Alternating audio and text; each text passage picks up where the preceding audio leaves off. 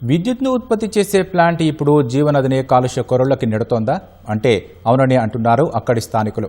సమాజానికి వెలుగులు పంచాల్సిన Yadadri thermal plant ప్రస్తుతం బూడిద నీటితో జీవనదిని చీకట్లోకి నెడుతోంది. విద్యుత్ కేంద్రం నుంచి వెలువడే బూడిద నీటిని శుద్ధి చేయకుండా నేరుగా కృష్ణానదిలోకి వదులుతుండటంతో నదీ జలాలు కాలుష్యమవుతున్నాయి. ఫలితంగా ప్రజలు అనారోగ్యాలకు గురై ఇబ్బందులు పడుతున్నారు.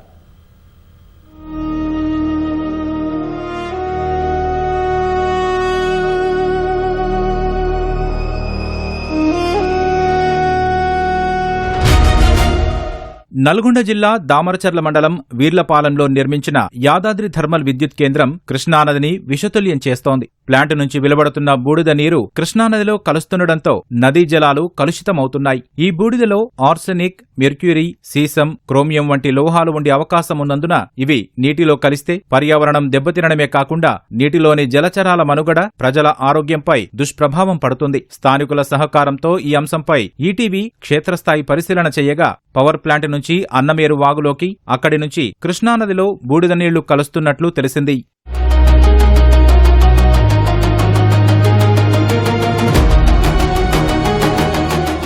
గతంలో ఈ ప్రాంతాల్లో కృష్ణానది నీటి ప్రవాహం దిగువ ప్రాంతాలకు వెళ్లేది. పులిచింతల ప్రాజెక్టు నిర్మించిన తర్వాత ఇరికీగూడెం పుష్కర్ ఘాట్ వద్ద నుంచి నదిలో బ్యాక్ వాటర్ నిలుస్తోంది. వైటీపీఎస్ నుంచి బూడిద నీళ్లు రాగానే తెట్టులాగా నీటిపైన పేరుకుపోతోంది. ప్రవాహం కింద ఆకుపచ్చ పొరలాగా కనిపిస్తోంది. ప్రస్తుతం నదిలో స్నానాలు చేయడానికి కూడా భయపడాల్సిన పరిస్థితి తలెత్తిందని స్థానికులు వాపోతున్నారు.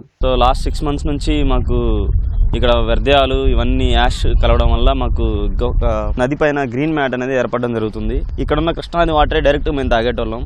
కానీ ఇప్పుడు మాత్రం మేము అసలు తాగలేకపోతున్నాం. ఈ వాటర్ అంతా కూడా మొత్తం కలుషితం అయిపోయింది. ఇప్పుడు ఈ మధ్య కాలంలో మరీ ఎక్కువ అయిపోయింది. పులిచింతల ప్రాజెక్ట్ ఎప్పుడైతే కట్టారో అప్పటి నుంచి మాకు బ్యాక్ వాటర్ అనేది స్టోరేజ్ ఏర్పడింది. ఇంతకుముందు మాకు ఫ్లోటింగ్ ఉంటుండే, కానీ ఆ ఫ్లోటింగ్ ఇప్పుడు లేదు. ఓన్లీ బికాస్ ఆఫ్ ఆ పులిచింతల ప్రాజెక్ట్ అక్కడ కట్టడం వల్ల మాకు ఇక్కడ బ్యాక్ వాటర్ అంతా నిలిచిపోయింది. ఈ వాటర్ మేము తాగలేకపోతున్నాము.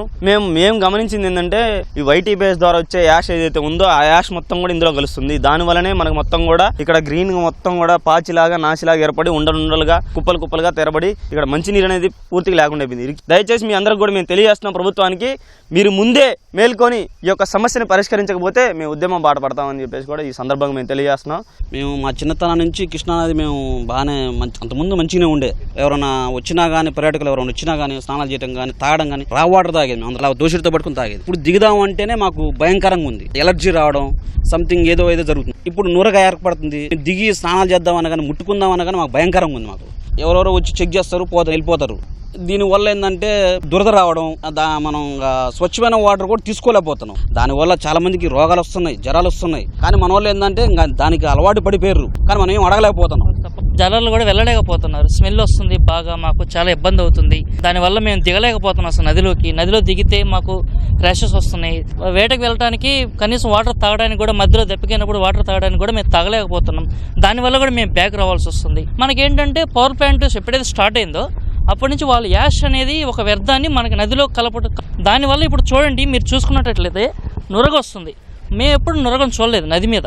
గవర్నమెంట్ మాకు యాక్షన్ తీసుకుంటుందని చెప్పేసి మేము కోరుకుంటున్నాం. ప్లాంట్కి మేము వ్యతిరేకం కాదు, వ్యర్థాలని వేరే విధంగా మళ్లించుకునే విధంగా చేస్తారని చెప్పేసి విన్నవించుకుంటున్నాం. బూడిద నీటిని కృష్ణానదిలోకి నేరుగా వదలకుండా ప్లాంటు దగ్గరే శుద్ధి చేసి తిరిగి వాడుకోవాలనే నిబంధనలున్న పవర్ ప్లాంట్ ప్రతినిధులు బేఖాతరు చేస్తున్నారు. విద్యుత్ ఉత్పత్తి కోసం బొగ్గు మండించిన తర్వాత వచ్చే బూడిదను నేరుగా నదిలోకి విడిచిపెడుతున్నారు. దీనిపై స్థానికులు నిరసన వ్యక్తం చేయడంతో కాలుష్య నియంత్రణ మండలి నీటి నమూనాలు సేకరించి పరీక్షలకు పంపింది. అనంతరం జిల్లా కలెక్టర్ ఆదేశాలతో జెన్కోకు నోటీసులు ఇచ్చింది. బూడిద నీటి కట్టడిలో ఇంజనీర్లు నిర్లక్ష్యంగా వ్యవహరిస్తున్నారని స్థానిక మత్స్యకారులు ఆందోళన చేయడంతో 2 అధికారులపై సస్పెన్షన్ వేటుకు ఉత్తర్వులు సిద్ధం చేసినట్లు సమాచారం. ఇబ్బంది ఉంది, చాలా దురదగా వస్తుంది మాకు. పిల్లలకు కూడా స్నానాలు చేయడానికి చాలా ఇబ్బందిగా ఉంది మాకు. నీళ్లు పొరుగు నుంచి తెచ్చుకుంటాము మేము.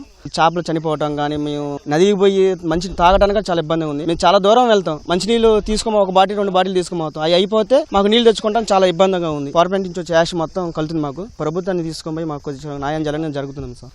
ఈ యాష్ వల్ల చేపలు చనిపోవటం కానీ ఉంది. ఇదివరకు ఎలాంటి ఇబ్బంది లేదు. ఎప్పుడైతే పవర్ ప్లాంట్ కట్టారో అప్పటి నుంచి వచ్చే యాష్ వాటర్ వల్ల చేపలు చనిపోతున్నాయి, చేపలుగా బతకట్లేదు సార్. ఇక్కడ ఈ ఫ్లై యాష్ వల్ల, యాదాద్రి పవర్ ప్లాంట్ వల్ల ఫ్లై యాష్ ఇక్కడ వాగులో కలిపేస్తున్నారు. బాగా కలపడం వల్ల మొత్తం కంటామినేట్ అయిపోతుంది. చేపలు మెరీన్లో ఉన్నాయి మొత్తం అన్ని కంటామినేట్ అవుతున్నాయి. చేపలు చనిపోతున్నాయి. మా జీవన ఉపాధి కూడా దెబ్బతింటుంది.